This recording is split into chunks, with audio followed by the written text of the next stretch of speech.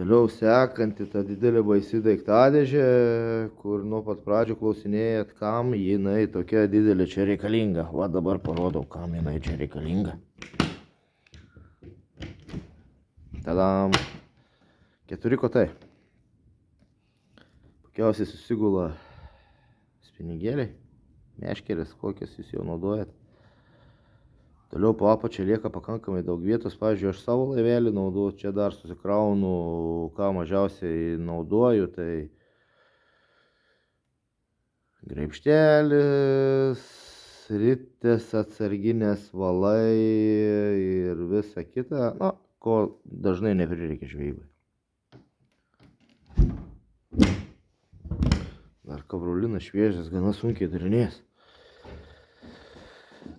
Toliau sekanti talpa, į kurią jūs krausit savo laimikį. Nepamažinau, dėjau į gylį. Išmetimas, paėmimas. Kad vienu metu galėtumėt maišyti vandenį, keisti ir visą kitą.